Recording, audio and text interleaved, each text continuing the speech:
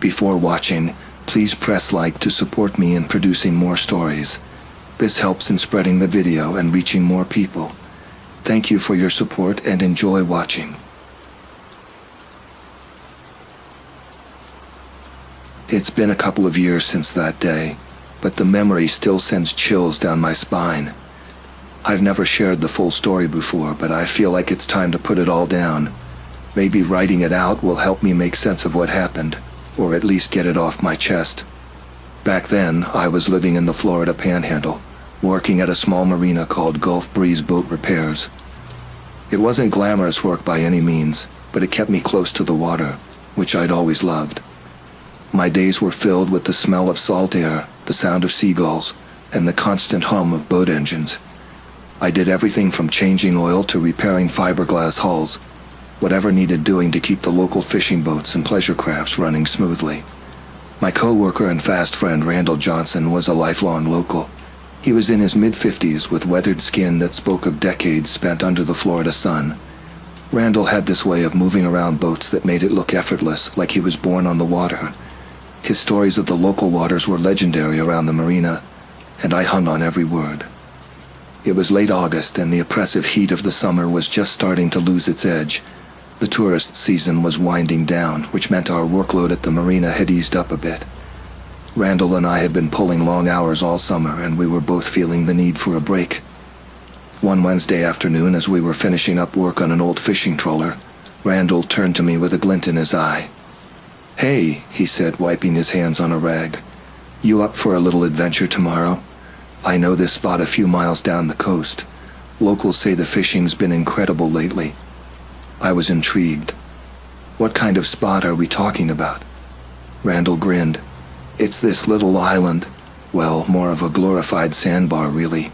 Gets cut off at high tide. Not many people know about it, and those who do tend to keep it to themselves. I've been meaning to check it out for ages." The prospect of a day away from the grind of boat maintenance was too good to pass up. "Count me in," I said, already imagining the feel of a fishing rod in my hands. We made plans to meet at the marina early the next morning. I spent that evening gathering my gear, my trusty fishing rod, a small cooler for our catch, and of course a six-pack of beer. As I packed, I couldn't shake this feeling of excitement mixed with a touch of unease. I chalked it up to anticipation for the trip, but looking back, maybe it was something more. The next morning dawned clear and bright. I arrived at the marina just as the sun was peeking over the horizon, casting a golden glow across the water. Randall was already there, loading supplies onto his small motorboat, a beat-up 18-footer he'd owned for years. "Morning," he called out as I approached. "Ready for some world-class fishing?" I grinned, holding up my gear. "Born ready. Let's do this." We set out as the sky shifted from pink to blue, the boat cutting through the calm waters of the early morning. Randall navigated with the confidence of someone who knew these waters like the back of his hand. As we traveled, he pointed out landmarks and shared snippets of local history. "See that old lighthouse over there?" he said, gesturing to a weathered structure in the distance. "They say it's haunted.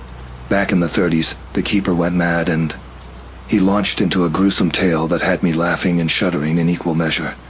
After about an hour of travel, Randall began to slow the boat.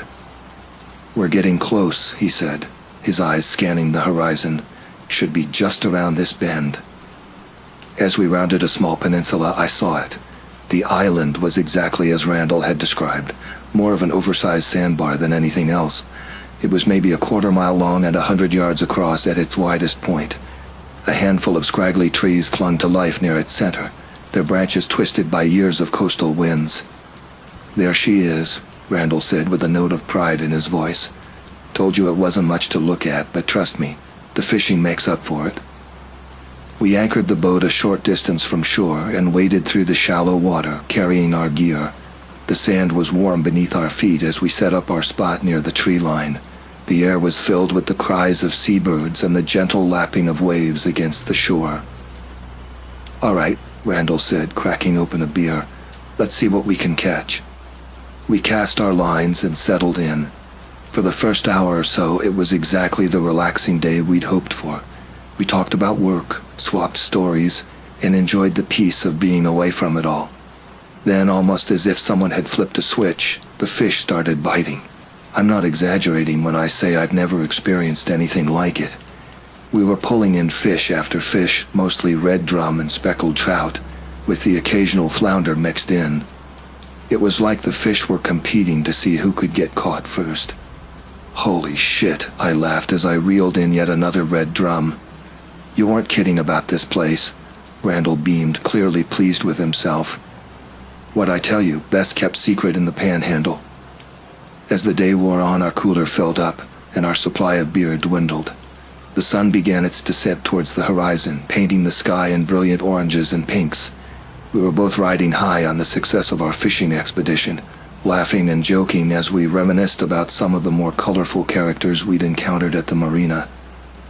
That's when things started to get strange. I was in the middle of telling Randall about a customer who'd tried to convince us his boat engine had been cursed by a sea witch, when I noticed something odd out of the corner of my eye. One of our empty beer cans, sitting in the sand about 10 feet away, moved. Just a little twitch, like something had bumped it.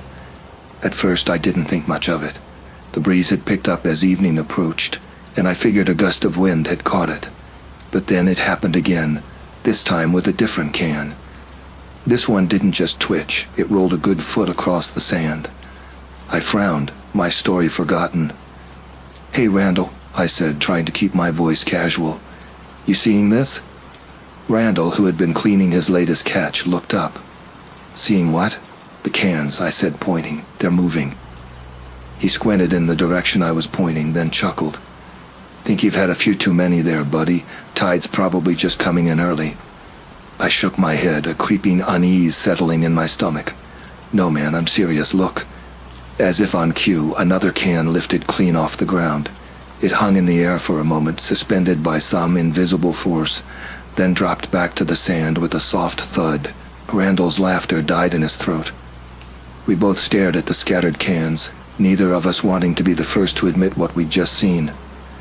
"Okay," Randall said slowly, his voice low. "That was weird." I nodded, my eyes scanning the area around us. The island suddenly felt a lot smaller, and the encroaching darkness a lot more ominous. "Maybe we should pack up," I suggested, trying to keep the tremor out of my voice. "It's getting late anyway." Randall didn't argue. We started gathering our things, moving with a forced casualness that did little to mask our growing unease. I kept glancing at the cans, half expecting to see them dancing across the sand. We were almost finished packing when I heard it, a soft scraping sound coming from the direction of the trees. I froze, my heart pounding in my chest. "Randall," I whispered, "did you hear that?" He nodded, his face pale in the fading light. "Probably just the wind in the trees," he said, but he didn't sound convinced. The scraping came again, louder this time. It sounded like something dragging across bark, punctuated by a low, guttural sound that was unlike anything I'd ever heard before. "Fuck this," Randall muttered. "Let's go. Now." We abandoned any pretense of calm, grabbing our remaining gear and making a beeline for the boat. The water felt colder now, more threatening as we waded out to where we'd anchored. I chanced to glance back at the island as Randall started the engine. What I saw nearly made my heart stop. There, at the edge of the tree line, was a figure. It was tall, impossibly tall and thin, with limbs that seemed too long for its body. Its skin, if you could call it that, was dark and mottled, blending with the shadows around it. But it was the head that truly chilled me to my core. It was elongated, almost canine in shape, with eyes that glowed faintly in the gathering darkness. "Jesus Christ," I heard Randall breathe beside me. He'd seen it too. The creature took a step forward, its movement unnaturally fluid. That was all we needed to see. Randall gunned the engine and we took off, leaving a wake that crashed against the shore of the godforsaken island. Neither of us spoke as we sped back towards the mainland. The sound of the engine and the splash of water against the hull seemed impossibly loud in the gathering night. I kept looking back, half expecting to see that thing swimming after us, or maybe standing on the water's surface. But there was nothing, just the darkening sea and the distant silhouette of the island fading into the night. It wasn't until we were safely back at the marina, tying up the boat with shaking hands, that Randall finally broke the silence. "What? What the hell was that?" he asked, his voice barely above a whisper. I shook my head, unable to find the words. How could I describe something that defied explanation? "I don't know," I finally managed, "but I never want to see it again." We agreed then and there that we wouldn't speak of what had happened. Who would believe us anyway? We'd sound like a couple of drunks who'd had too much sun and too many beers. But we both knew what we'd seen, and it changed us. In the days and weeks that followed, I found myself obsessively checking local news sources, half expecting to read about some horrific animal attack or a missing person last seen heading towards that stretch of coastline. But there was nothing. Life in the small coastal community went on as if nothing had happened. Randall and I never went fishing together again after that day. We still worked side by side at the marina, but there was a tension between us now, an unspoken agreement to never mention that day on the island. Sometimes I'd catch him staring out at the water with a haunted look in his eyes, and I knew he was thinking about it too. I left the Panhandle about 6 months later, told myself it was for a better job opportunity up north, but deep down, I knew I was running. From what, I couldn't say exactly. Memories? The possibility of encountering that thing again? Or maybe just the knowledge that the world was a lot stranger and more terrifying than I'd ever imagined. It's been years now, and I've tried to put that day behind me.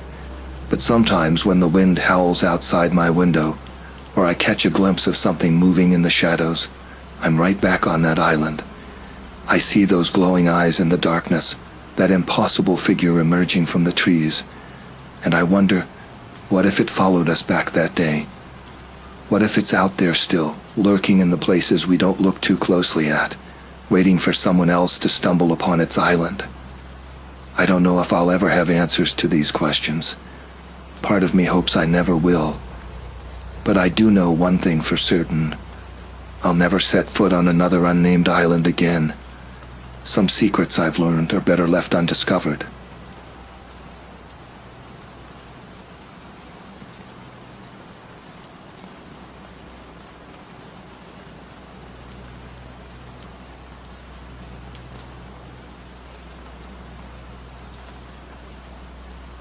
The sun was setting over the San Francisco peaks, painting the sky in hues of orange and purple that seemed almost too vivid to be real.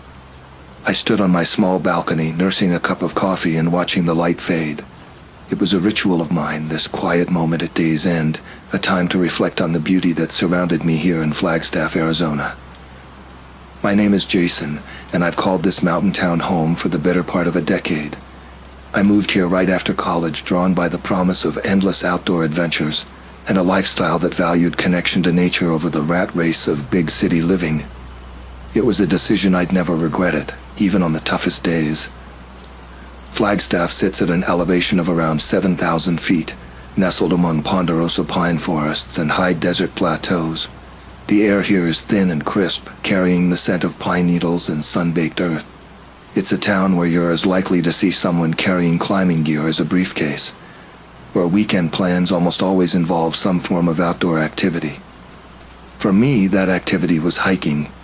I'd always been drawn to the trails, even as a kid growing up in suburban Phoenix. But it wasn't until I moved to Flagstaff that hiking became more than just a hobby. It became a way of life. There was something about the solitude of the trails, the physical challenge of pushing my body, and the raw beauty of unspoiled wilderness that spoke to my soul in a way nothing else could. Over the years, I'd explored countless trails in the area, from the well-trodden paths of the Kachina Peaks wilderness to obscure game trails that barely qualified as hikeable. I'd seen it all, or so I thought. It was that confidence, that belief that I knew these woods better than most, that would eventually lead me into a nightmare I still struggle to comprehend. As I finished my coffee and headed back inside my small apartment, my phone buzzed with a text. It was from Orson, a buddy I'd met a few years back at a local gear swap. "Hey man, you up for a challenge this weekend? Found a trail that'll make your legs burn and your eyes pop." I grinned, already feeling the familiar surge of excitement that came with the prospect of a new adventure. Orson was always finding these off-the-beaten-path trails, the kind that didn't show up on any official maps. It was one of the reasons we'd hit it off so well. I'd met Orson at a time when I was starting to feel like I'd conquered every worthwhile trail in the area. He was new in town, a transplant from somewhere back east, but he had a knack for sniffing out the kind of hikes that rekindled my passion for exploration. He was a bit of a city slicker, more comfortable with tech than topographical maps, but his enthusiasm was infectious. "You know I'm always game," I texted back. "What have you got in mind?" As I waited for his response, I found myself reflecting on our friendship. Orson and I were an odd pair in many ways. Where I was all about minimalism and roughing it, he was the guy who always had the latest gear, even if he didn't always know how to use it properly. But we shared a love for pushing our limits, for seeking out the paths less traveled. My phone buzzed again. "It's just outside of town, maybe 30 minutes drive. Supposed to have some killer views of the peaks. You free Saturday?" "Count me in," I replied, already mentally cataloging the gear I'd need for the hike. Little did I know that this seemingly routine exchange was the beginning of a journey that would challenge everything I thought I knew about these mountains, about nature itself, and about the thin line between the world we think we understand and the terrifying unknown that lurks just beyond our perception. As I started pulling out my hiking gear, checking my boots and packing my usual supplies, I had no idea that in just a few days, I'd be running for my life through those same forests I'd come to see as a second home. I couldn't have known that the bone-chilling fear I was about to experience would haunt me for years to come, making me question every shadow, every unexpected sound in the wilderness I once found so comforting. But that's getting ahead of the story. For now, I was just Jason, an avid hiker looking forward to another weekend adventure with a good friend. The horrors that awaited us were still unimaginable, hidden behind the veil of normality that we all take for granted. As I zipped up my pack and set it by the door, ready for an early start on Saturday, I paused for a moment. Something felt different about this upcoming hike, a subtle unease that I couldn't quite place. I shook it off, chalking it up to simple excitement for exploring a new trail. If only I'd listened to that faint warning bell in the back of my mind. If only I'd known what waited for us out there in the woods, but I didn't know, couldn't have known. And so, blissfully ignorant, I went to bed that night, dreaming of mountain vistas and the satisfaction of conquering a challenging new trail. The nightmare was still days away, but with every passing minute, we were drawing closer to an encounter that would change our lives forever. The rest of the week crawled by, each day at my job as a graphic designer for a local outdoor gear company feeling longer than the last. By Friday evening, I was more than ready for our weekend adventure. I spent that night meticulously packing and repacking my backpack, a ritual that always calmed my pre-hike jitters. Water bladder, first aid kit, multi-tool, headlamp, extra socks, rain shell, just in case, map, compass, and of course my trusty DSLR camera. I'd learned long ago that in the backcountry, being over-prepared was far better than the alternative. As I was double-checking my gear, my phone buzzed with another text from Orson. "Dude, you're gonna love this trail. Did some digging. It's not on any official maps. Local guy told me about it. Says it's a real hidden gem." I felt a mix of excitement and unease at this news. Off-map trails could be incredible, offering views and experiences you couldn't get on the popular routes. But they also came with risks, less maintenance, no rangers patrolling, and the potential for getting seriously lost if you weren't careful. "Sounds intense," I texted back. "You sure we're up for it?" Orson's reply came quickly. "Trust me, we've got this. I've got the route mapped on my GPS app. What could go wrong?" If only I'd known then how much could, in fact, go wrong. But hindsight, as they say, is 20/20th. Saturday morning arrived with a chill in the air, unusual for early September in Flagstaff. As I loaded my pack into my weathered Subaru Outback, I noticed a thin layer of frost on the windshield. The sun was just starting to peek over the horizon, bathing the town in a soft golden light that made everything look slightly surreal. I picked Orson up at his apartment complex on the outskirts of town. He looked excited but a little nervous, fumbling with his oversized backpack as he tried to wedge it into my already gear-filled car. "Morning, Jason," he said, his breath visible in the cold air. "Ready for an adventure?" I nodded, trying to shake off a lingering sense of unease that I couldn't quite place. Born ready, you got the directions to the trailhead? Orson pulled out his smartphone, waving it triumphantly. All set. It's about a 30-minute drive north, then we leave the main road and take a Forest Service road for another 15 minutes or so. As we drove out of town, the familiar landscape of Flagstaff gave way to denser forest. The paved road eventually turned to gravel, then to a rutted dirt track that had my Subaru creaking in protest. The trees pressed in close on either side, their branches scraping against the roof of the car. "You sure this is the right way?" I asked, peering through the windshield at the increasingly rough terrain.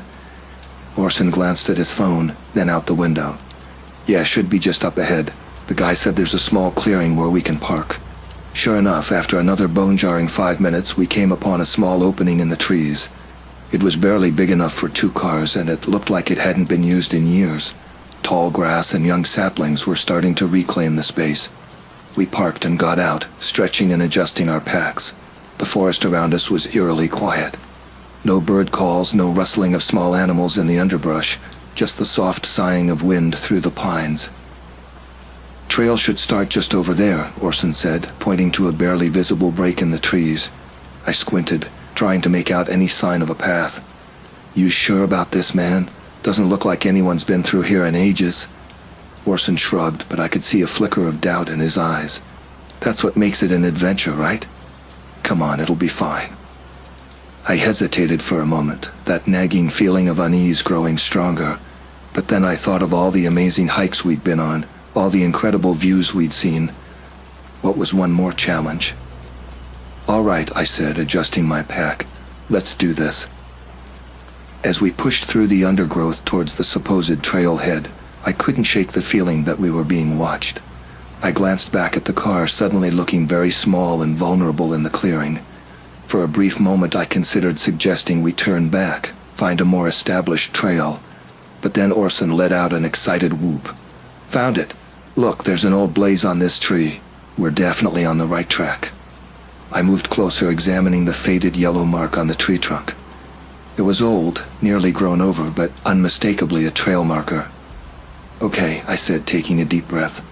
"Guess we're really doing this. Lead on, Columbus."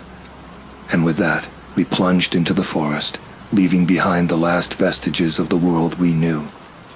The trees seemed to close in behind us, and as we moved deeper into the wilderness, I couldn't help but feel we were crossing some invisible boundary, stepping from the realm of the known into a world where ancient primal forces still held sway.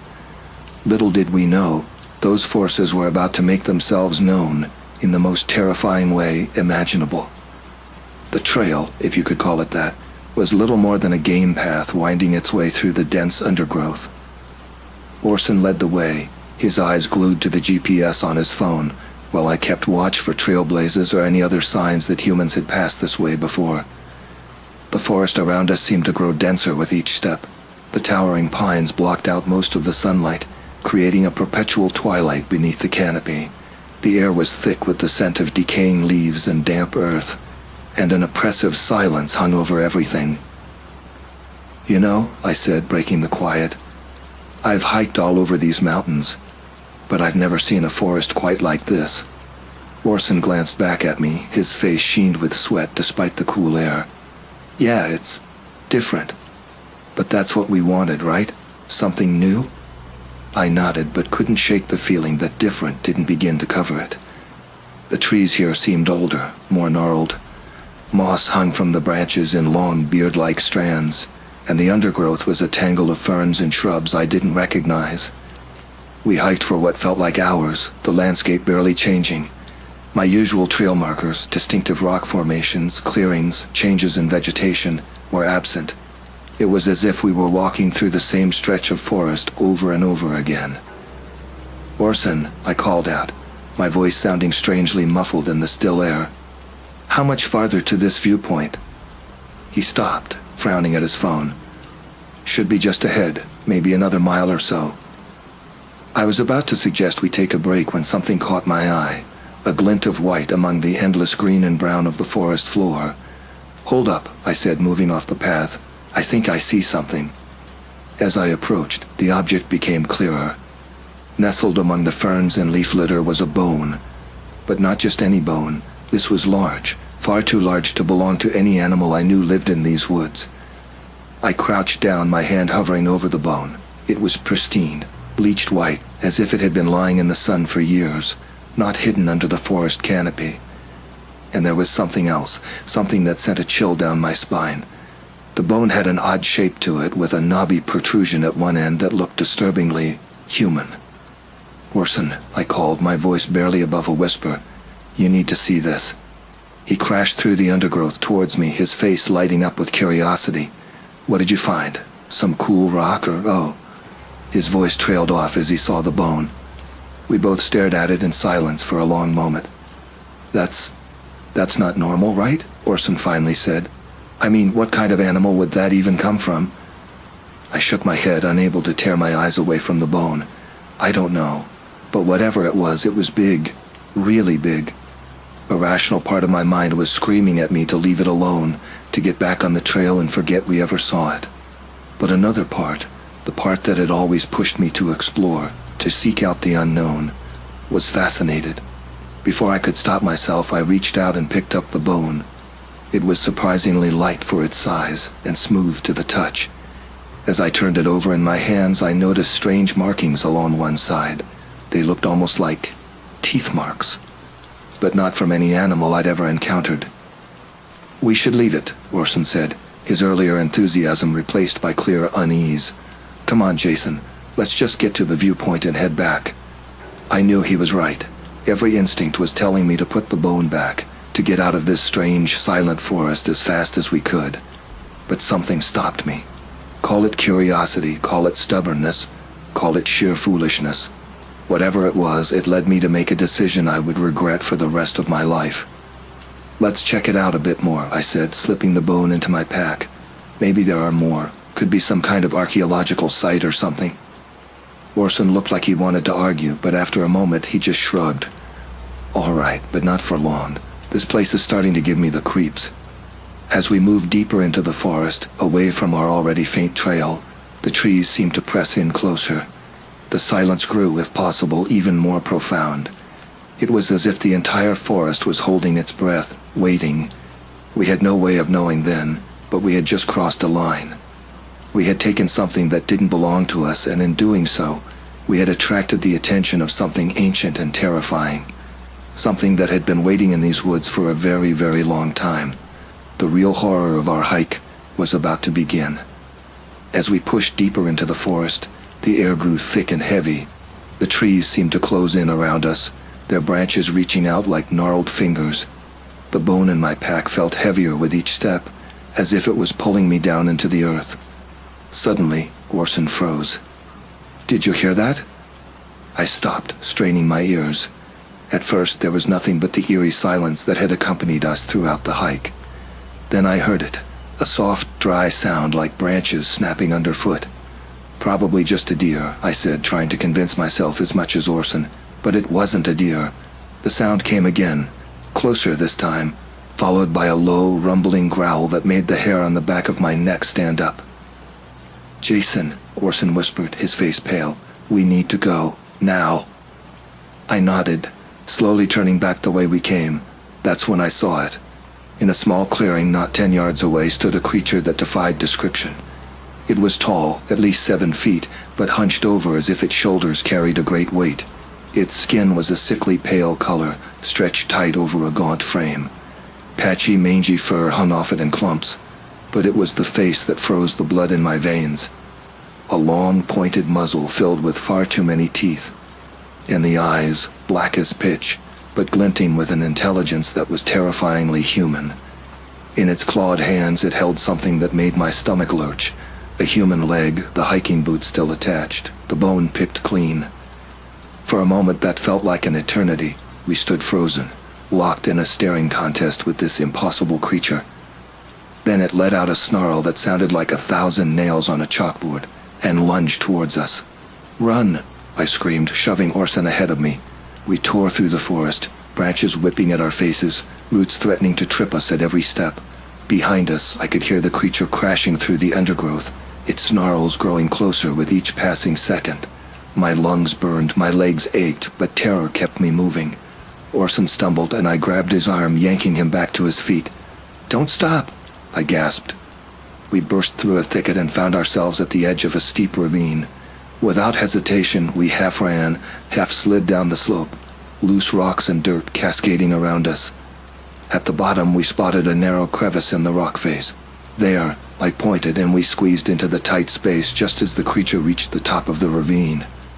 Its roar of frustration echoed off the rocks as we pressed ourselves as far back into the crevice as we could. I could hear it scrabbling at the entrance, its claws scraping against the stone, but it was too large to follow us in. For hours we huddled in that cramped space, barely daring to breathe. Eventually the sounds of the creature faded, but we waited until the first light of dawn before we dared to emerge. Battered, bruised, and in shock, we somehow found our way back to the car. The hike that had taken hours on the way in seemed to pass in a blur on the way out. Neither of us spoke. We were too focused on putting as much distance between us and that thing as possible. It wasn't until we were back on the main road, the familiar outskirts of Flagstaff coming into view, that the reality of what had happened began to sink in. "What? What was that thing?" Orson finally broke the silence, his voice hoarse. I shook my head, my hands gripping the steering wheel so tight my knuckles were white. I don't know if I want to know." We debated going to the authorities, but who would believe us? A monster in the woods? We'd be laughed out of the station. In the end, we decided to keep it to ourselves, a secret that would bind us together and haunt us for years to come. That hike changed everything. Orson moved away within a month, unable to bear the sight of the mountains that had once been so inviting. As for me, I stayed, but I was a changed man. I still hiked, but never alone, and never off the well-traveled paths. Every snapping twig, every shadow in the trees set my heart racing. The bone I had so foolishly taken remained hidden in the back of my closet, a constant reminder of the terror we had faced. Nights were the worst. In my dreams, I was back in that forest, running from something I couldn't see but knew was there. I'd wake up in a cold sweat, the creature's snarl echoing in my ears. Years passed, and slowly the intensity of the memories began to fade. But I never forgot. How could I? There are things in this world that defy explanation, things that lurk in the shadows of our reality. I had seen one, faced it, and somehow survived. Sometimes on quiet nights when the wind whispers through the pines, I think I hear that snarl again, and I wonder, is it still out there waiting? And what would happen if it ever decided to venture beyond its forest domain? I don't have answers to these questions, and part of me hopes I never will. But I know one thing for certain. The wilderness I once thought I knew so well holds secrets darker and more terrifying than I ever could have imagined. So if you're ever hiking in the mountains around Flagstaff, stick to the trails. And if you see something glinting in the underbrush, something that doesn't belong, leave it be. Some things are better left undisturbed, some boundaries better left uncrossed. Because out there in the deep dark woods, something is waiting, and it's hungry.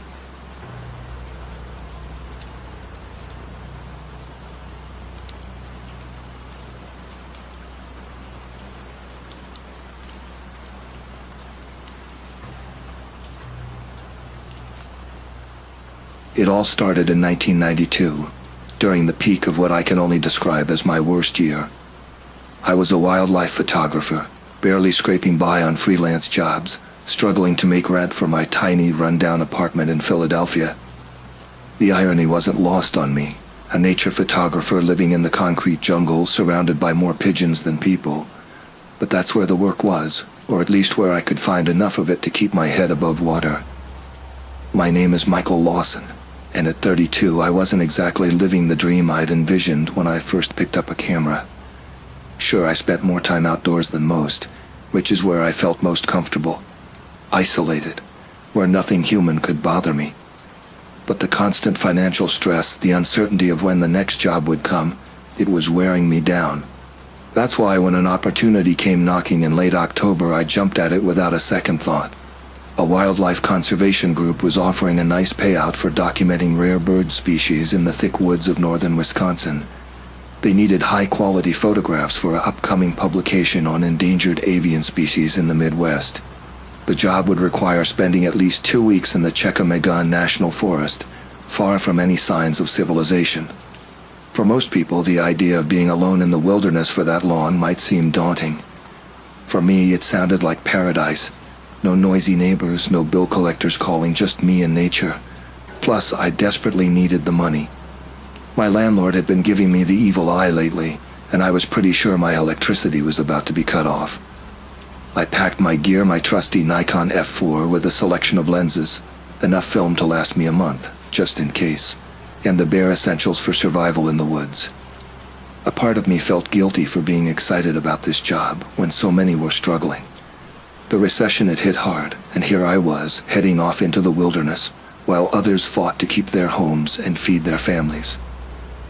The journey to Wisconsin was uneventful, a long bus ride followed by a bumpy drive in a beat-up rental car that had seen better days.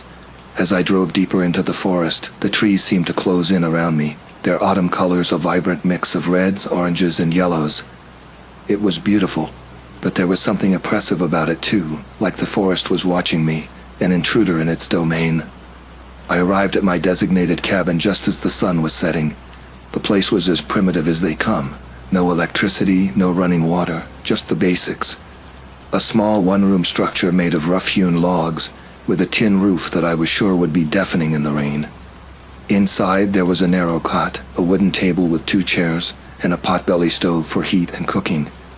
An outhouse stood about 20 feet away, and a well pump was located near the cabin's only door. This didn't bother me. I had done this countless times, and solitude came naturally to me. As I unpacked my gear and settled in for the night, I couldn't help but feel a sense of relief.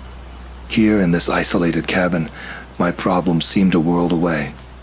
Little did I know that in a few short days, I'd be longing for those simple worries about rent and bills. The first few days were uneventful, almost peaceful. I'd wake up at dawn, grab my camera gear, and head out into the forest. The sound of leaves crunching underfoot and the occasional deer breaking the silence were my only companions. I spotted several of the bird species on my list, a pair of cerulean warblers, a few Kirtland's warblers, and even a glimpse of the elusive golden-winged warbler. Each sighting was carefully documented, each photo meticulously composed. But as the days wore on, I couldn't shake the feeling that something was off. It started small, a rustle in the underbrush that seemed too heavy for a squirrel, a shadow moving just at the edge of my vision. I chalked it up to my imagination at first. After all, being alone in the woods for days on end can play tricks on your mind. It wasn't until the 5th night that I realized something was genuinely wrong. I woke up in the early hours around 3 a.m. to a sound I couldn't quite place. It was a sort of heavy breathing followed by rhythmic steps circling the cabin. My first thought was that it must be a bear, curious about the strange new structure in its territory. But as I lay there, listening intently, I realized this was different. The footsteps were too deliberate, too calculated. They stopped and started like someone or something was watching, assessing. I'd been around wildlife my whole life, and nothing I'd encountered moved like that. It wasn't just some animal wandering by. This felt purposeful. My pulse quickened as I sat up, straining my ears to track the movement outside. I grabbed the flashlight from beside the bed and swung my legs over the edge, my bare feet touching the cold wooden floor. Every part of me wanted to ignore it, to pull the covers over my head and pretend it was just my imagination running wild. But I knew better. I'd heard coyotes, bears, wolves. None of them moved like this. Taking a deep breath, I stood up and moved towards the cabin's only window. The moon was nearly full, casting an eerie glow over the clearing. As I peered out into the night, I caught a glimpse of something darting between the trees. It moved faster than I could comprehend, a dark blur against the moonlit forest. Whatever it was large, too big to be a wolf, but too quick to be a bear. I didn't get a good look, but my instincts were screaming that this wasn't something I wanted to be chasing in the dark. I retreated from the window, my heart pounding in my chest. I checked the door, making sure it was securely locked, then did the same with the shutters on the window. As soon as I finished securing the cabin, the footsteps stopped abruptly. The silence that followed was almost worse than the noise. It felt like the whole forest was holding its breath, waiting. I didn't sleep for the rest of the night, sitting on the edge of my cot with the flashlight in one hand and my hunting knife in the other. When dawn finally broke, I was exhausted but relieved. In the light of day, my fears from the night before seemed almost silly, but as I stepped outside to start my day, I noticed something that made my blood run cold. There, in the soft earth around the cabin, were tracks I couldn't identify. They were large, almost like a bear's, but the shape was all wrong. The claws that had left deep gouges in the soil were too long, too curved. I stood there for a long moment, staring at those tracks and trying to make sense of what I was seeing. A part of me wanted to pack up right then and there, to forget about the job and the money and just get the hell out of those woods. But I couldn't. I needed this paycheck, and besides, I told myself, one strange night didn't mean anything. It was probably just some animal I wasn't familiar with, nothing more. So, pushing down my unease, I grabbed my camera and headed out for another day of work. Little did I know, this decision would lead me down a path of terror I could never have imagined. The true horrors of the Checamigan National Forest were just beginning to reveal themselves, and I was about to be caught right in the middle of it all. The day passed uneventfully, almost mockingly so. The forest was alive with the usual sounds, birds calling, squirrels chattering, the wind rustling through the autumn leaves. I managed to get some good shots of a few more rare species, including a beautiful Henslow sparrow, but even as I worked, I couldn't shake the feeling of being watched. Every snapping twig made me jump. Every shadow seemed to hide some nameless threat. By the time the sun began to set, my nerves were frayed. I hurried back to the cabin, my camera bag bouncing against my hip as I half-jogged through the darkening woods. Once inside, I bolted the door and lit the kerosene lantern. Its warm glow did little to dispel the growing shadows or my mounting anxiety. I tried to distract myself by reviewing the day's photographs, but my mind kept wandering back to those strange tracks and the sounds from the night before. As darkness fell, the forest outside grew unnaturally quiet. No owls hooting, no nocturnal creatures stirring, just an oppressive silence that seemed to press in on the cabin from all sides. I sat at the small table, my dinner of canned beans untouched, straining my ears for any sound. It started around midnight, a low guttural noise that seemed to come from everywhere and nowhere at once. It wasn't a howl, not really. It was deeper, more primal. Something ancient and wrong. The sound circled the cabin just outside the perimeter of the clearing, never getting closer but never moving away. My heart pounded so hard I could feel it in my throat. This was no ordinary predator. Whatever was out there, it was toying with me, staying just out of sight, waiting for I didn't know what. Then the howling started. It echoed through the trees, a sound so alien and terrifying that it froze me in place. It wasn't the call of any wolf or coyote I'd ever heard. It was something else, something worse. With shaking hands, I grabbed my flashlight and the rifle I had brought for emergencies.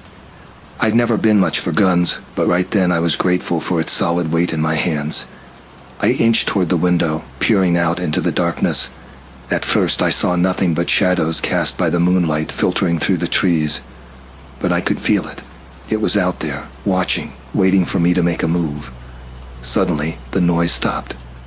Dead silence fell over the forest like a heavy blanket, and then came the thud. It was a heavy, deliberate sound, as if something massive had landed on the roof of the cabin. My blood ran cold as I backed away from the window, clutching the rifle like it was my lifeline. I could hear it moving above me, slow and purposeful. Each step caused the tin roof to groan under its weight. Then there was a sharp screech, the sound of claws scraping against metal. Whatever it was trying to find a way in. In that moment, fueled by terror and a desperate need to defend myself, I did something incredibly stupid. I swung open the front door, aiming the rifle into the dark night. For a split second, I saw it. Crouched low on the edge of the roof, illuminated by the pale moonlight, was a creature straight out of a nightmare. It was massive, easily 7 or 8 feet tall, even in its hunched position. Its body was covered in wiry black fur, matted in places with what looked horribly like dried blood. But it was the creature's form that truly chilled me to my core. It was like a sick blend of a wolf and something larger, almost bear-like, but its limbs were too long, too thin. They bent at unnatural angles, ending in massive paws tipped with curved claws that looked capable of tearing through steel. Its face, God, its face. The elongated snout filled with razor-sharp teeth, but the eyes, they were almost human, intelligent, hungry. It was no animal I could recognize, no creature that should exist in this or any world. Our eyes met for what felt like an eternity, but could only have been a fraction of a second. Then it roared, a sound so loud and unnatural it felt like the ground itself shook beneath my feet. Operating on pure instinct, I fired. The shot rang out, deafeningly loud in the quiet forest. I saw the creature jerk as the bullet hit its shoulder, and it let out a deafening screech of pain and rage before leaping off the roof and disappearing into the trees with impossible speed. For a moment I stood frozen in the doorway, rifle still raised, ears ringing from the gunshot. The thing had run off, but I had no idea if it would come back. With trembling hands I slammed the door shut and locked it, then wedged a chair under the handle for good measure.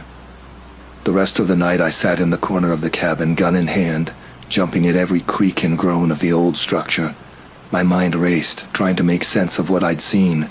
It defied all logic, all understanding of the natural world. When dawn finally broke, I ventured outside, heart still racing. I found a trail of dark, almost black blood leading from the cabin's porch deep into the forest. I wasn't about to follow it. Instead, I quickly packed up my gear, my hand shaking so badly I could barely close my camera bag. As I hurried through the woods towards my car, every shadow seemed to hide a threat. Every rustle in the underbrush made me spin around, rifle at the ready. But nothing came for me. I reached the car without incident and peeled out of there as fast as the old rental would go, spewing gravel behind me. As the miles between me and that godforsaken forest grew, I tried to rationalize what had happened. Maybe it was some twisted evolutionary mistake, some horrific mutation. Or maybe it was something else entirely, something that didn't belong in this world. I never reported what I saw. Who would believe me? A stressed-out, sleep-deprived photographer claiming to have seen some impossible monster in the woods? I'd be laughed out of every police station and ranger office in the state.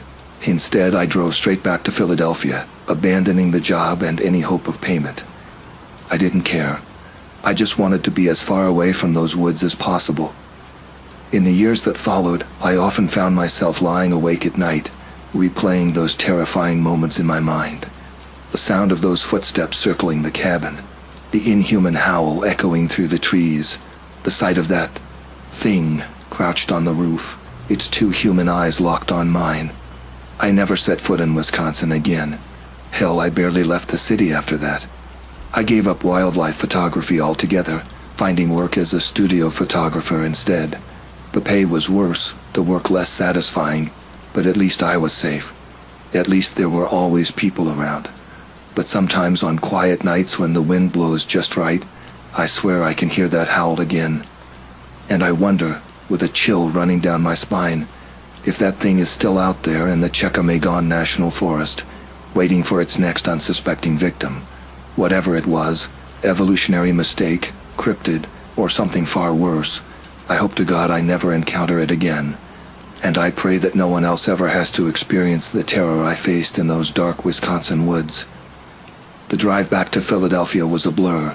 I barely remember stopping for gas or food, my mind replaying the horrifying encounter over and over again.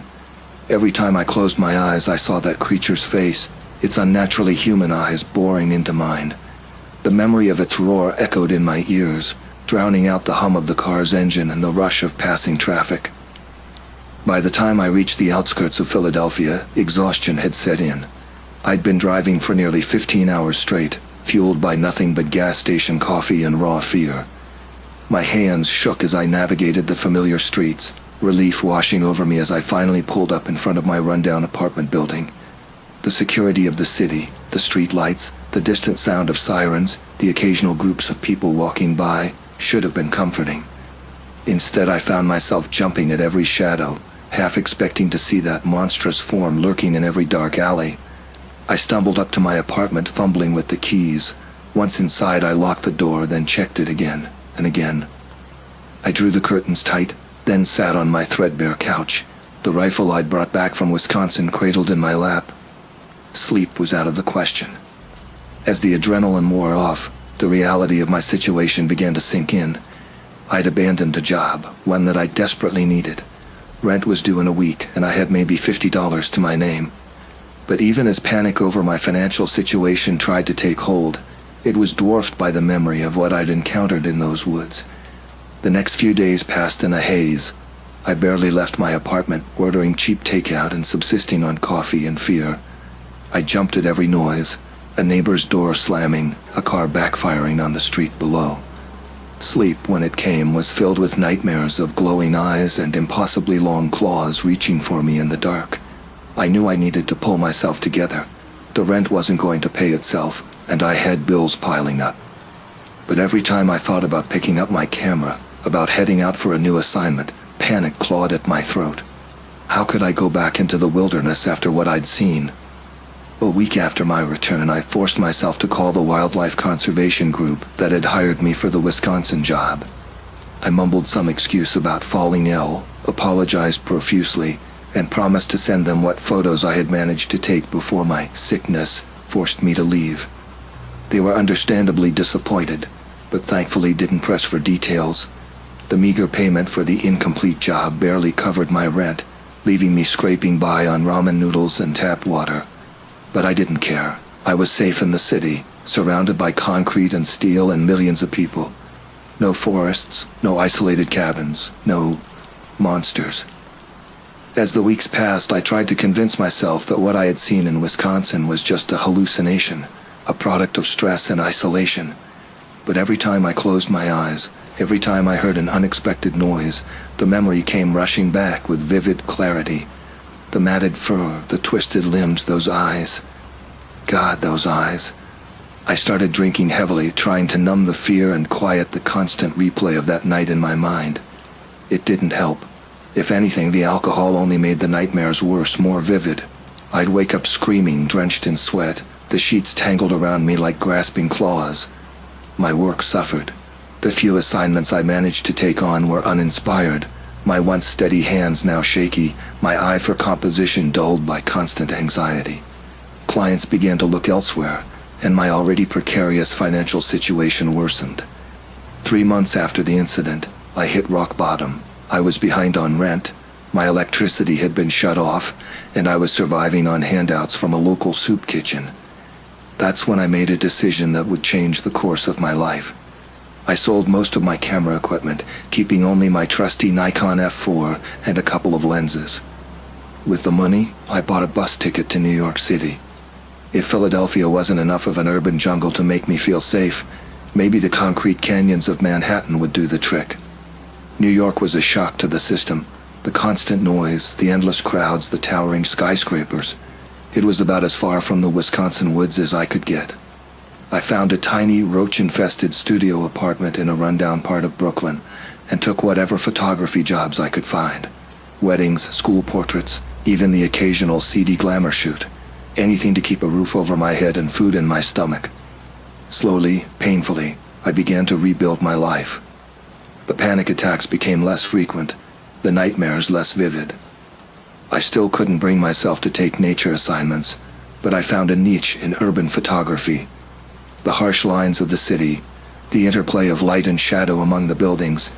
It was a far cry from the serene wilderness shots that had once been my passion, but it paid the bills. Years passed.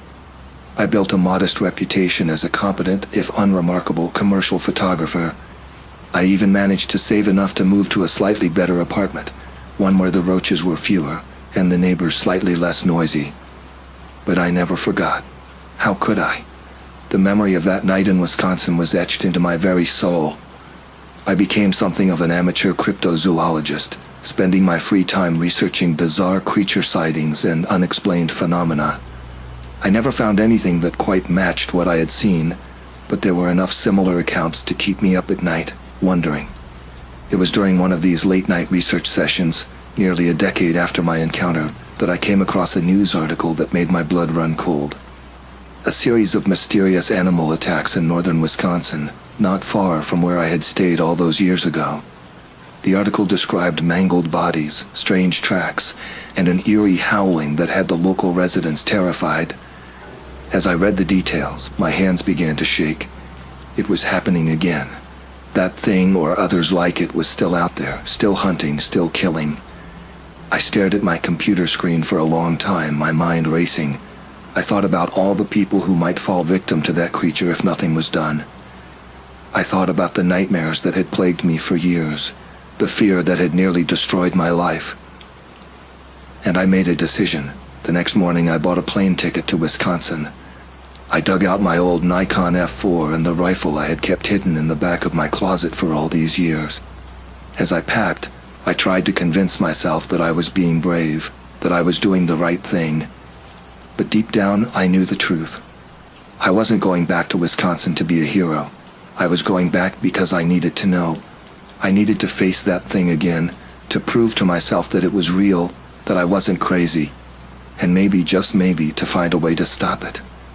As I boarded the plane, my heart pounding in my chest, I couldn't shake the feeling that I was making a terrible mistake. But it was too late to turn back now. Whatever awaited me in those dark Wisconsin woods, I was going to face it head on. Little did I know the horrors I had experienced a decade ago were just the beginning. What I would discover on this return trip would shake my understanding of reality to its very core, and plunge me into a nightmare far beyond anything I could have imagined. The flight to Wisconsin was tense, to say the least. Every bump of turbulence had me gripping the armrests, my mind conjuring images of clawed hands reaching up from the earth to drag the plane down. By the time we landed in Milwaukee, my shirt was soaked with sweat, and my nerves were frayed to breaking point. I rented a car at the airport, a sturdy SUV this time. No more rickety old sedans for me. As I drove north away from the city and into the gradually thickening forests, I couldn't help but question my sanity. What the hell was I doing? Going back to the scene of the most terrifying experience of my life, chasing after a monster that had nearly killed me once before. But I knew I had no choice. The nightmares, the constant fear, the way my life had been derailed, I needed closure. And if there was even a chance that I could prevent others from experiencing the terror I had lived with for the past decade, I had to try. I arrived in the small town of Hayward as the sun was setting. It was the closest sizable settlement to the area where the attacks had been reported. As I checked into a small motel on the outskirts of town, I couldn't help but notice how eerily quiet everything seemed. The streets were nearly deserted, and the few people I did see hurried along with their heads down, casting nervous glances at the darkening sky. That night I lay awake in my motel room, listening to the wind howling outside. It sounded too much like that creature's call for comfort. I must have dozed off at some point because I woke with a start, my heart racing, sure that I had heard scratching at the window. But when I looked, there was nothing there. The next morning I headed to the local diner for breakfast and to see what information I could gather. The place was nearly empty, just a couple of locals nursing cups of coffee at the counter. As I slid into a booth, I couldn't help but overhear their hushed conversation. Another one last night, one of them was saying, his voice barely above a whisper, "Jim Hawkins' boy. Found him this morning out by Miller's Creek, or what was left of him anyway." The other man crossed himself, his face pale. "Jesus, that's the third one this month. What the hell is going on in these woods?" I cleared my throat, causing both men to turn and look at me with suspicious eyes. "Excuse me," I said, trying to keep my voice steady. "I couldn't help but overhear. I'm a wildlife photographer from out of town. What exactly is happening here?" The two men exchanged glances, seeming to have a silent conversation about whether to trust me. Finally, the older of the two spoke up. "You picked a bad time to come taking pictures, mister. There's something out there in the woods, something not natural." I felt a chill run down my spine. "What do you mean, not natural?" The younger man leaned in, his voice dropping even lower. "It started about a month ago. Livestock going missing, pets disappearing. Then we started finding bodies, torn apart like nothing we've ever seen. No animal we know of could do that kind of damage. And the sounds," the older man added, his eyes distant, "the howling at night. It ain't no wolf, I can tell you that. It's something else. Something worse." I nodded, trying to keep my hands from shaking as I sipped my coffee. "Has anyone seen this thing?" They both shook their heads. "Not clearly," the younger man said. "Just glimpses. Big, they say, fast. And those eyes, He trailed off, shuddering. I thanked them for the information and quickly finished my breakfast. As I left the diner, my mind was racing. It all sounded too familiar. The attacks, the descriptions. It had to be the same creature I had encountered all those years ago. Or maybe, terrifyingly, there was more than one of them. I spent the day gathering supplies, extra batteries for my camera, first aid kit, heavy-duty flashlights. I also picked up a detailed map of the area and marked the locations of the reported attacks. They seemed to be centered around a remote area of the Chekamegon National Forest, not far from where I had stayed during my ill-fated assignment a decade earlier. As I prepared to head into the woods the next morning, I couldn't shake the feeling that I was making a terrible mistake, but I was in too deep now. I had to see this through, for my own sake and for the safety of others. Little did I know, I was about to uncover a truth far more terrifying than anything I had imagined. The creature I had encountered years ago was just the tip of the iceberg. What lurked in the depths of those Wisconsin woods was something that would challenge everything I thought I knew about the natural world and about the limits of human terror. I set out at dawn, the early morning mist still clinging to the trees as I drove deeper into the Chekamegon National Forest. The SUV handled the rough forest roads better than my old rental car had all those years ago, but every bump and jostle had me on edge, half expecting to see a monstrous form leap out from behind the trees at any moment. I parked at an old logging trail, as close as I could get to the area where the attacks had been concentrated. As I stepped out of the car, the silence of the forest pressed in around me. No birdsong, no rustling of small animals in the underbrush. It was as if the entire wood was holding its breath, waiting. With my camera around my neck and the rifle slung over my shoulder, I set off down the overgrown trail. Every step felt like I was moving deeper into another world, one where the rules of nature as I knew them no longer applied. The trees seemed to loom over me, their branches reaching out like gnarled fingers, ready to snatch me up at any moment. After about an hour of hiking, I came across the first sign that I was on the right track, or the wrong one, depending on how you looked at it. There, in a small clearing, was a scene of carnage that turned my stomach. The remains of what I guessed was once a deer lay scattered across the forest floor. But this was no ordinary predator kill.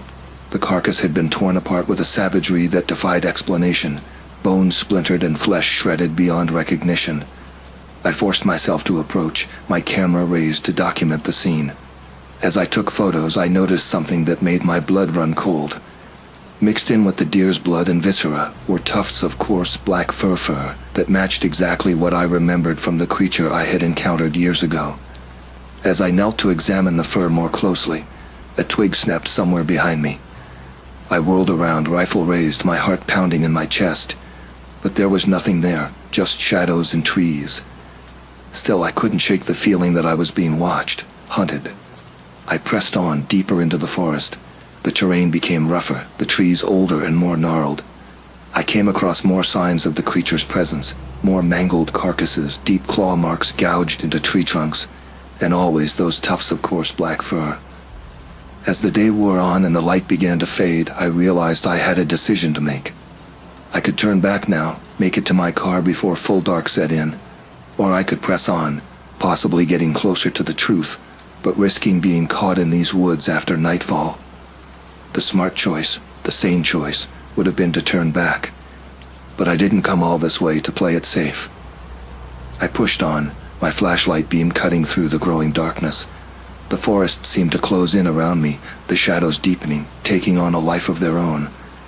Every rustle of leaves, every snapping twig, had me spinning around, expecting to see glowing eyes and bared fangs.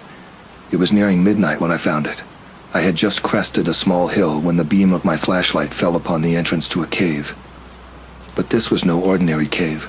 The entrance was massive, easily 20 feet high, and the rock around it was scarred with those same deep claw marks I had seen on the trees. As I stood there, staring into the yawning blackness of the cave mouth, a sound echoed from deep within. A low, rumbling growl that seemed to shake the very ground beneath my feet. Every instinct I had screamed at me to run, to get as far away from this place as possible, but I knew I couldn't. Whatever answers I was looking for, whatever truth lay behind the horrors I had witnessed, it was in that cave. I took a deep breath, tightened my grip on the rifle, and stepped into the darkness. The cave was a nightmare made real. The beam of my flashlight revealed walls slick with some unidentifiable substance, the floor littered with bones, some animal, some terrifyingly human.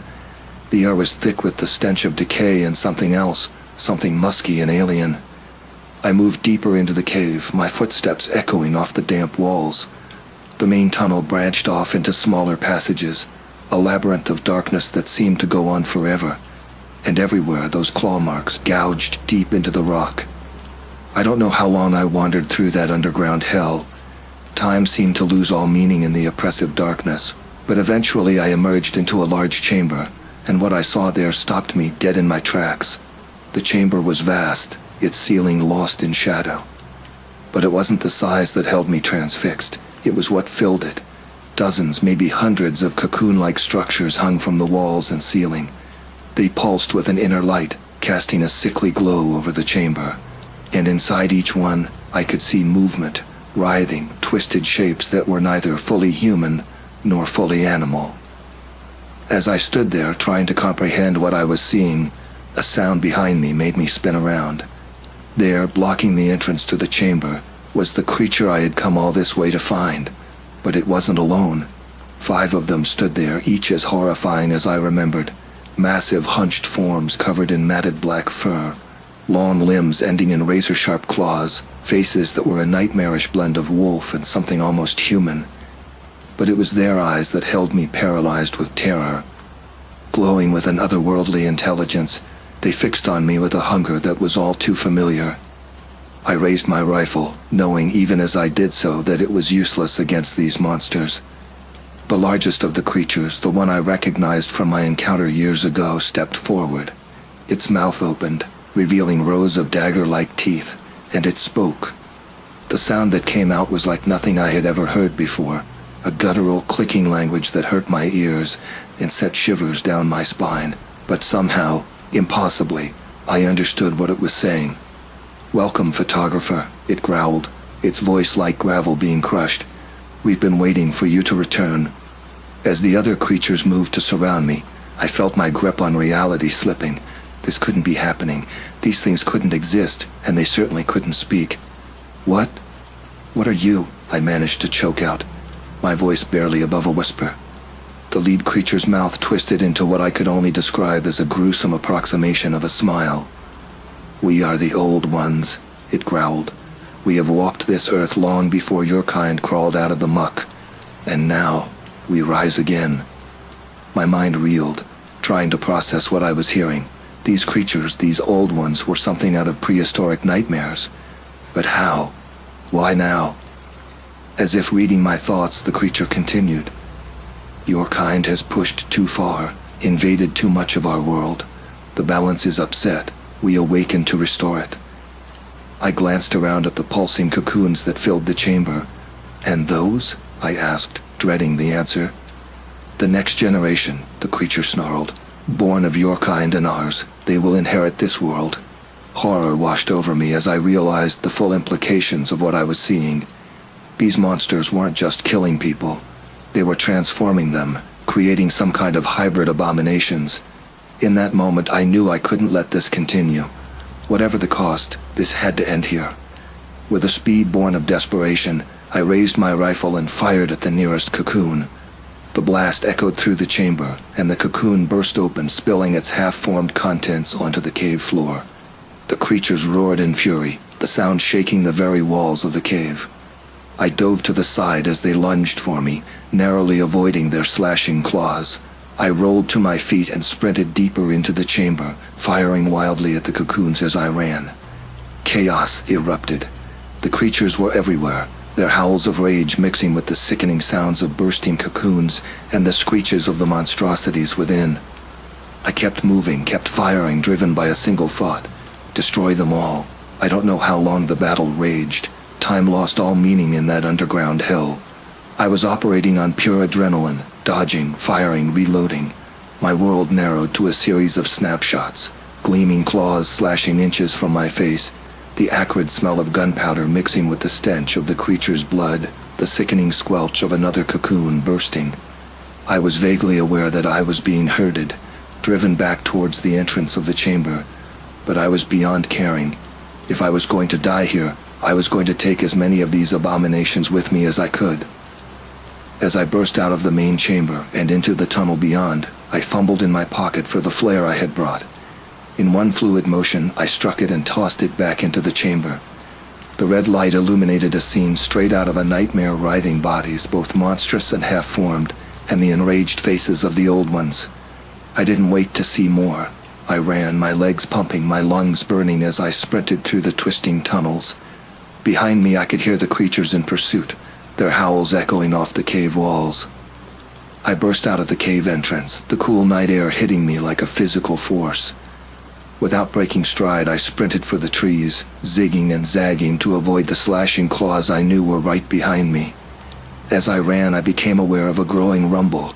At first I thought it was just the blood pounding in my ears, but it grew louder, drowning out even the howls of the pursuing creatures.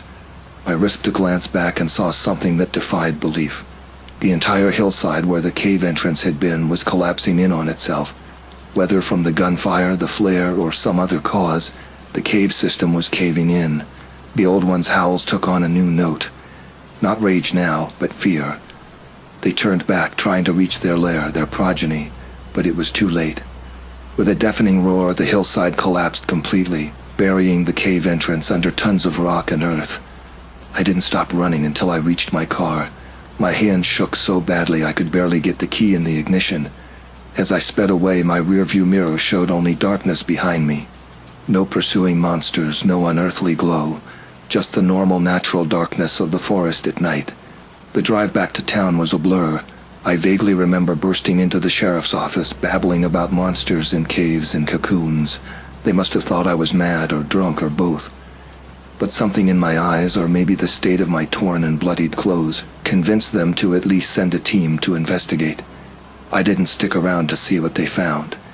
As soon as I gave them the location, I got in my car and drove. I didn't stop until I was back in New York, the familiar noise and bustle of the city a soothing balm to my shattered nerves. In the days and weeks that followed, I scoured the news for any mention of what had happened in those Wisconsin woods. There were reports of a geological event that had caused a minor landslide. A few articles mentioned the mysterious animal attacks coming to an abrupt end. But of the creatures, the cave, the cocoons, nothing. Sometimes in my darkest moments I wonder if it all really happened. If maybe the stress and the isolation and the years of fear hadn't finally caused me to snap, to imagine the whole terrifying encounter. But then I look at the scars on my arms, claw marks that no doctor has been able to explain. I remember the feel of my rifle kicking in my hands, the sound of those unearthly howls, and I know it was real. All of it. I don't take nature photographs anymore. I don't go camping or hiking. I stay in the city, surrounded by concrete and steel and millions of people. But sometimes when the wind blows just right, I swear I can hear a distant howl. And I wonder if maybe, just maybe, I didn't get them all. Because if there's one thing I learned in those dark Wisconsin woods, it's that the world is a much older, much stranger place than we ever imagined. And sometimes the monsters of our nightmares are all too real.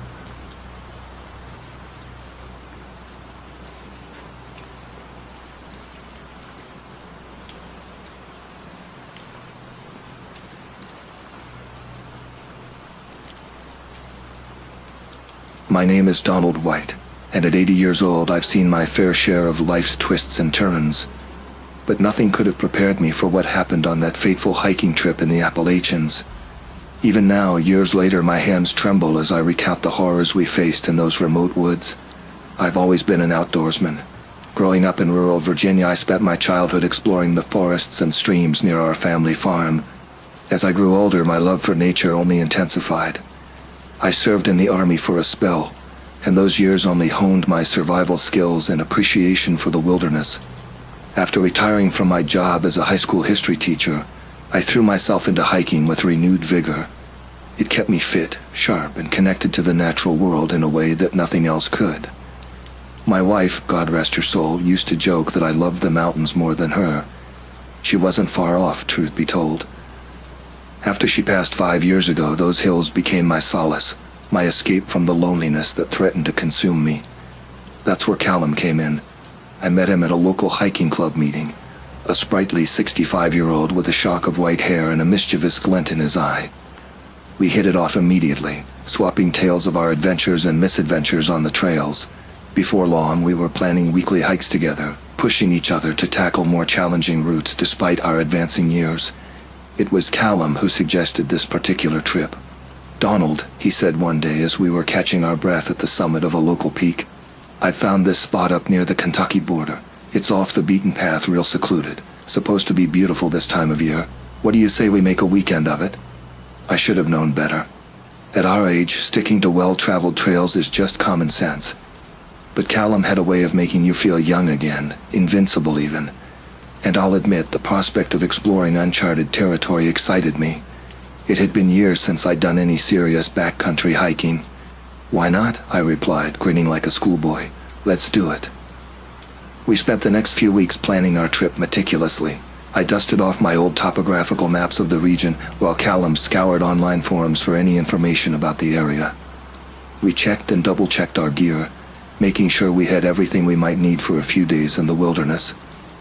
The morning of our departure, I woke before dawn, a mix of excitement and apprehension churning in my gut. I made a thermos of strong coffee and triple-checked my backpack. As I waited for Callum to pick me up in his old Jeep, I found myself staring at a photo of my late wife on the mantel. "Wish me luck, Martha," I murmured. "I've got a feeling I'm going to need it." The drive from Roanoke took us about 4 hours. As we left the highways behind and wound our way into the mountains, I felt the familiar sense of peace that always comes over me in wild places. The trees pressed close to the road, their leaves just beginning to hint at the autumn colors to come. The air grew cooler and fresher as we climbed higher into the hills. Callum and I chatted easily, as we always did. He told me about his granddaughter's recent piano recital, and I shared some stories from my teaching days. But as we neared our destination, a strange silence fell over us. The road had narrowed to little more than a dirt track, and the forest seemed to close in around us, blocking out much of the morning light. "You sure about this place, Cal?" I asked, peering out the window at the dense undergrowth. Callum's hands tightened on the steering wheel. "It'll be fine, Don. Just a little overgrown is all. Probably why it's not so popular with the tourists." I nodded, but I couldn't shake the feeling that we were heading somewhere we shouldn't be. The trees seemed to loom over us, their branches reaching out like gnarled fingers. For a moment I could have sworn I saw movement in the shadows between the trunks, but when I blinked, there was nothing there. Finally, we reached a small clearing that served as a makeshift trailhead. There was barely enough room to park the Jeep. As we got out and shouldered our packs, I noticed something odd. The air was completely still and eerily quiet.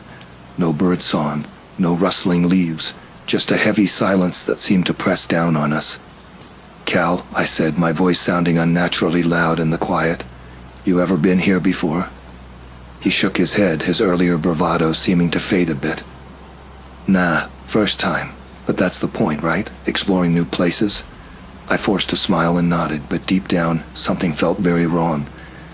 As we set off down the overgrown trail, I couldn't shake the feeling that we were being watched. Every snapping twig, every shadow seemed to hide some unseen threat. Little did I know those vague fears were about to become all too real.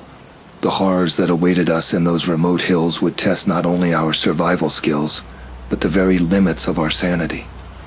And as we took our first steps into the wilderness, I had no idea that this trip would become the most harrowing experience of my long life. As Callum and I ventured deeper into the forest, the oppressive silence gradually gave way to the usual sounds of nature, the rustling of leaves, the occasional bird call, the distant gurgle of a stream. It was as if the forest had been holding its breath, waiting to see if we would dare to enter its domain. The familiarity of these sounds eased my tension somewhat, but I couldn't shake the feeling that something was off. We hiked for several hours, the trail becoming increasingly difficult to follow. What had started as a narrow but clear path soon devolved into little more than a game trail, forcing us to consult our map and compass frequently. The trees grew denser, their branches intertwining overhead to create a canopy that blocked out much of the sunlight. "We should have hit that vista point by now," Callum muttered, wiping sweat from his brow as he studied the map. "Maybe we took a wrong turn back at that fallen oak?" I nodded, trying to ignore the growing unease in the pit of my stomach. "Could be. Want to backtrack a bit?" Callum shook his head. "Nah, let's press on. We're bound to hit something recognizable soon." As the day wore on, our optimism began to wane. The landmarks on our map seemed to bear little resemblance to our surroundings, and the forest appeared to grow more primeval with each step. Ancient trees, their trunks gnarled and twisted, loomed over us. Thick moss covered everything, muffling our footsteps and adding to the eerie atmosphere. It was late afternoon when we stumbled upon the first sign that we weren't alone in these woods. As we paused to catch our breath and check our bearings, I noticed something strange about a nearby tree. There were markings on its trunk, crude symbols carved deep into the bark. "Cal, take a look at this," I called, running my fingers over the rough engravings. They didn't resemble any trail markers I'd ever seen. Instead, they looked almost like pictographs, primitive drawings of stick figures and unidentifiable shapes. Callum frowned as he examined the markings. "Weird. Maybe some kind of local folklore thing, or kids messing around." I shook my head. "These carvings are old, Cal. Look how the bark has grown around them." A chill ran down my spine as I realized the implications. Someone, or something, had been in these woods long before us, and they might still be here. As if on cue, a twig snapped somewhere in the forest behind us. We both whirled around, hearts pounding. The dense undergrowth revealed nothing, but I could have sworn I saw a shadow move between the trees. "We should keep moving," Callum said, his voice barely above a whisper. I nodded, and we set off again, our pace quickening. The sun was setting by the time we reached the dilapidated cabin, casting long shadows through the trees and painting the sky in shades of orange and purple. Under different circumstances, it might have been beautiful.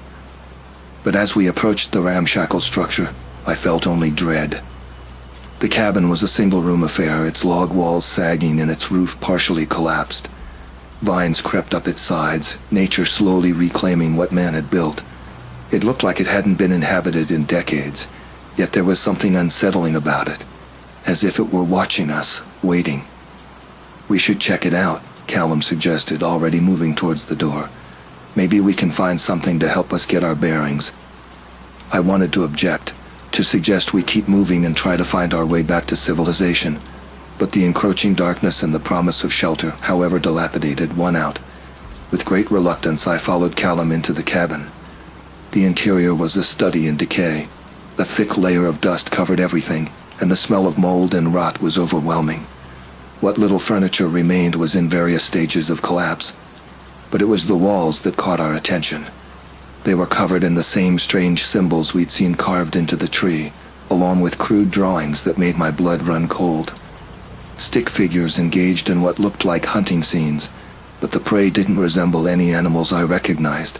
There were spiral patterns, stars, and other geometric shapes interspersed among the figures, and everywhere a recurring symbol, a circle with a jagged line through it, like a stylized eye. "What is all this?" Callum muttered, running his flashlight beam over the walls. Before I could respond, a sound from outside froze us in our tracks.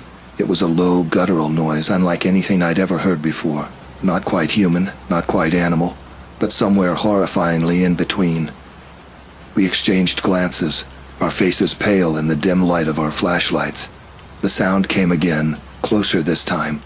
Something was out there, and it was moving towards the cabin. "We need to leave," I whispered urgently. "Now!" But as we turned to go, the floorboards creaked behind us. Slowly, heart pounding so hard I thought it might burst from my chest, I turned around.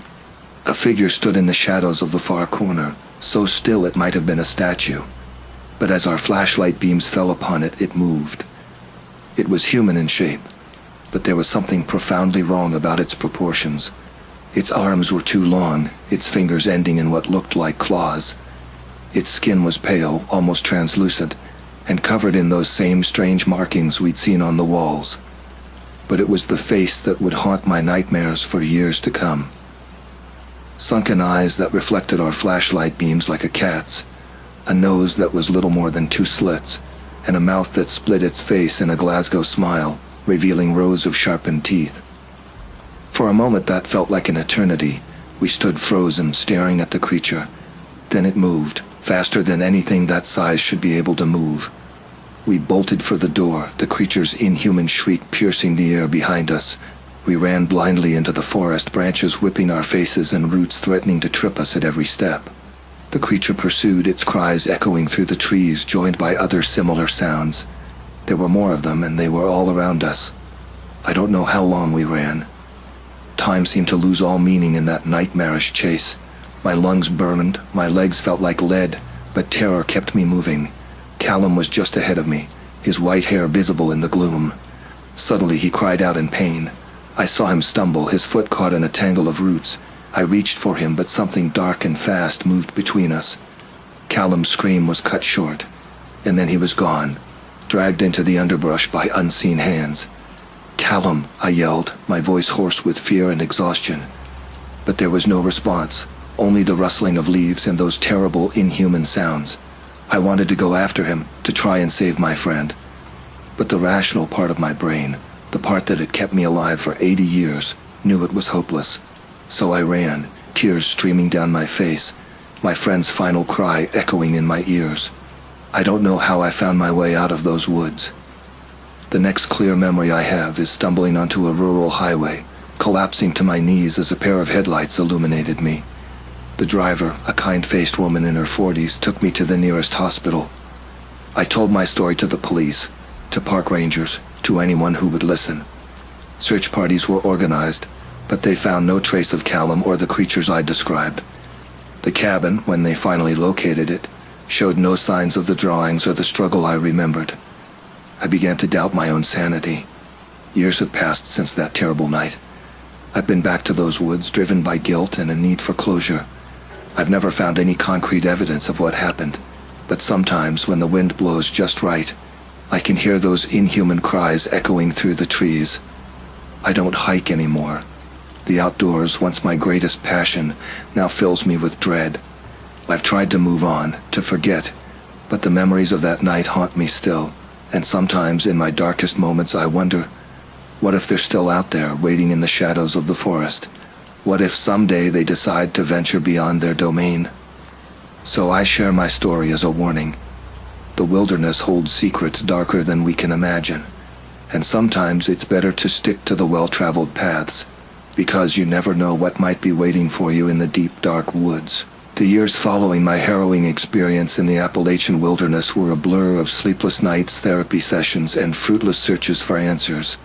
The authorities had long since closed the case on Callum's disappearance, chalking it up to a tragic hiking accident.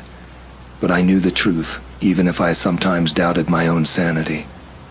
5 years after that fateful trip, I received a letter that would once again turn my world upside down. It was from a man named Dr. Elias Thornton, the anthropologist specializing in folklore and indigenous cultures of the Appalachian region. He had heard about my story through a colleague and was interested in meeting with me.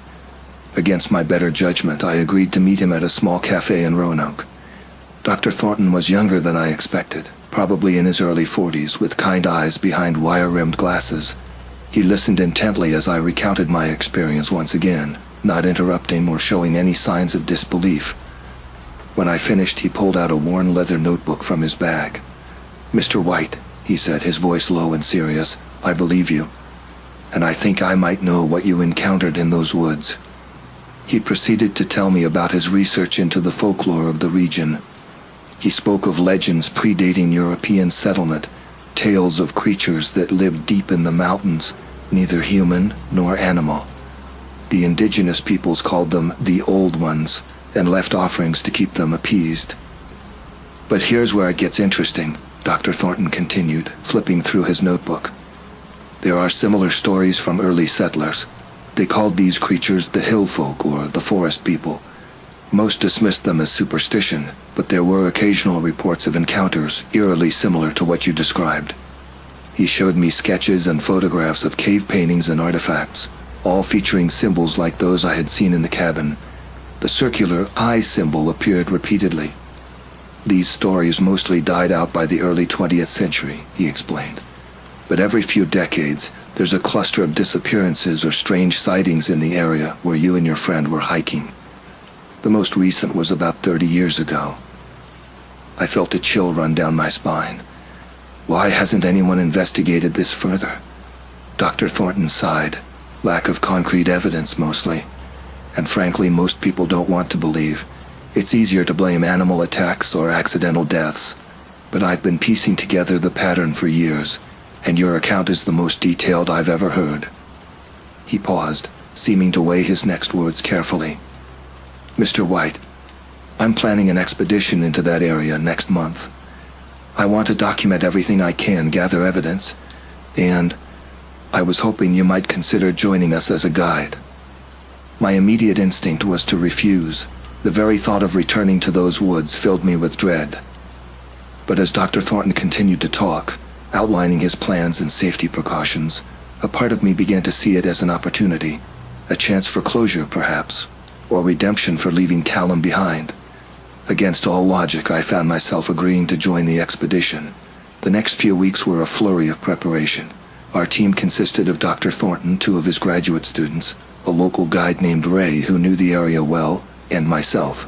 We had state-of-the-art camping gear, satellite phones, and GPS trackers. Dr. Thornton had even managed to get permits for camera traps and environmental sampling. As we set out on a crisp autumn morning, I felt a mix of terror and determination. The forest seemed different in the daylight, less menacing, but I knew appearances could be deceiving. For the first few days, our expedition was uneventful.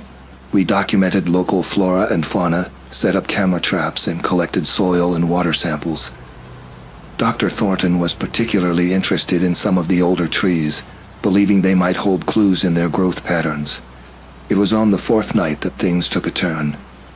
We had set up camp in a small clearing not far from where Callum and I had found the cabin years ago. As darkness fell, an unnatural silence descended on the forest. No insects chirping, no nocturnal animals stirring. Ray, who had been skeptical of my story, was the first to notice something was off. "Y'all hear that?" he whispered, his face pale in the firelight. We all strained our ears. At first I heard nothing. Then faintly I caught it. That same low guttural sound that had haunted my nightmares for years. "We need to leave," I said, my voice shaking. "Now." But it was too late. Dark shapes moved at the edge of our camp, just beyond the reach of our firelight. One of the graduate students screamed as a pale, elongated arm reached out from the darkness, dragging her into the woods. What followed was chaos. We ran, abandoning our equipment, our research, everything. I could hear the creatures pursuing us, their inhuman cries echoing through the trees. Ray fell behind, and I heard his scream cut short. Dr. Thornton and I, along with his remaining student, managed to reach the jeep we had left at the trailhead. As we sped down the mountain road, I caught a glimpse in the rearview mirror of pale figures watching from the tree line, their eyes reflecting the taillights like animals caught in headlights. The authorities were skeptical of our story, just as they had been of mine years ago. The 2 missing members of our team were never found. Dr. Thornton's reputation was ruined, his academic career over. The student dropped out of the program last I heard. As for me, I've made my peace with the fact that I'll never fully understand what happened in those woods. The creatures we encountered defy scientific explanation, straddling the line between reality and nightmare. I've since moved away from the mountains, settling in a small coastal town where the horizon is wide open and the forests are far away. But I still wake up some nights in a cold sweat, the echo of those inhuman cries ringing in my ears. To those who might read this and dismiss it as the ramblings of a traumatized old man, I say this: the world is older and stranger than we know. There are things in the dark corners of this earth that defy our understanding.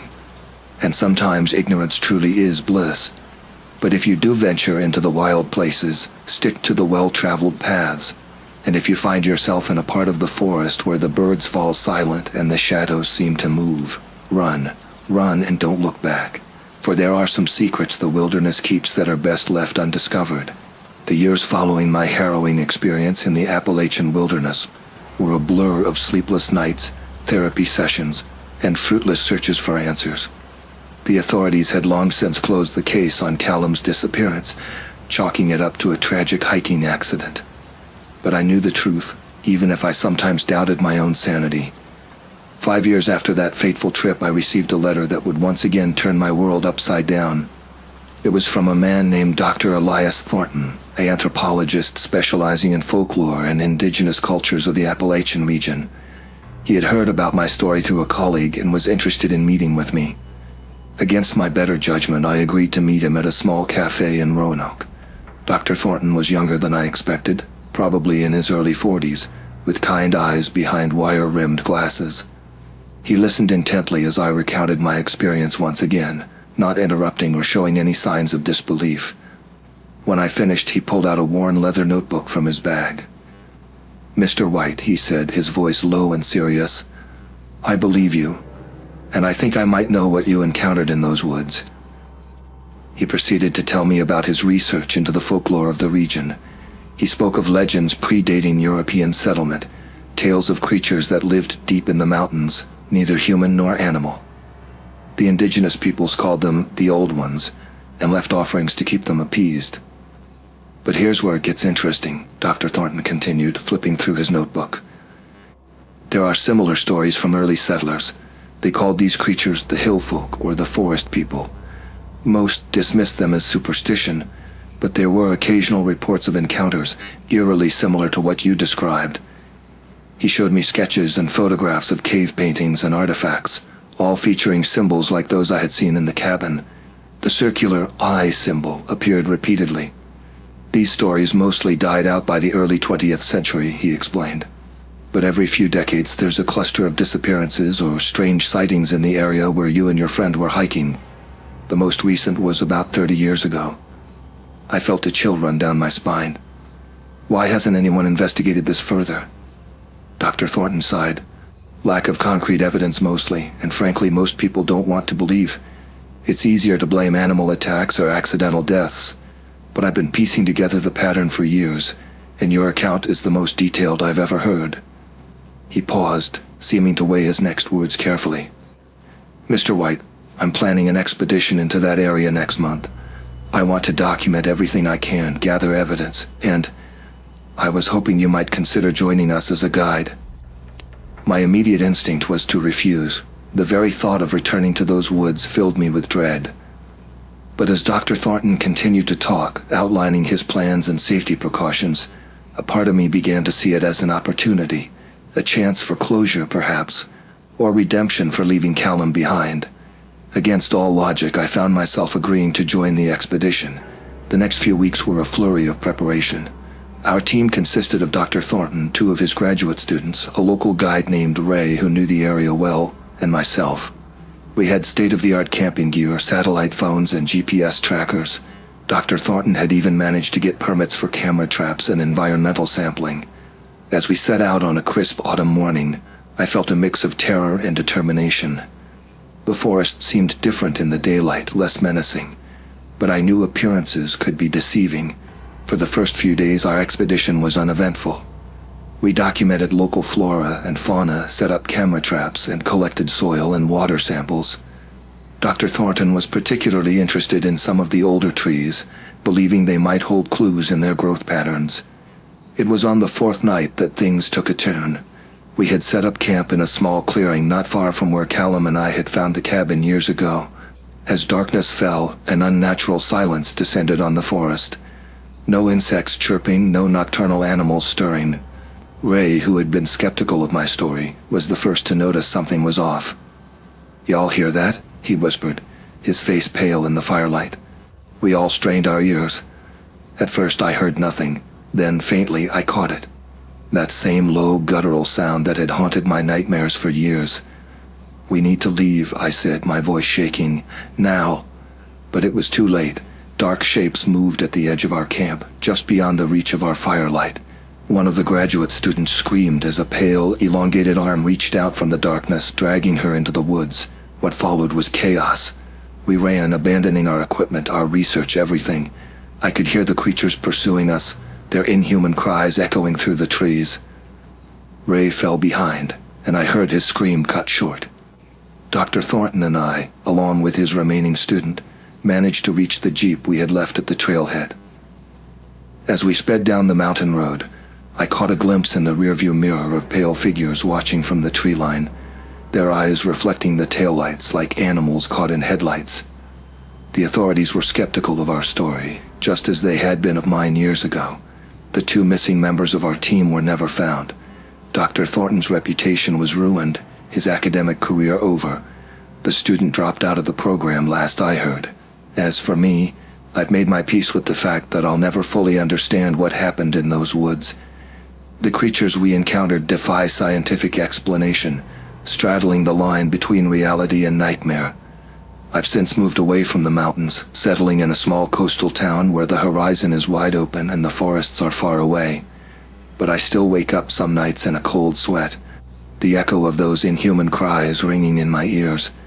To those who might read this and dismiss it as the ramblings of a traumatized old man, I say this: the world is older and stranger than we know. There are things in the dark corners of this earth that defy our understanding, and sometimes ignorance truly is bliss. But if you do venture into the wild places, stick to the well-traveled paths, and if you find yourself in a part of the forest where the birds fall silent and the shadows seem to move, run, and don't look back. For there are some secrets the wilderness keeps that are best left undiscovered.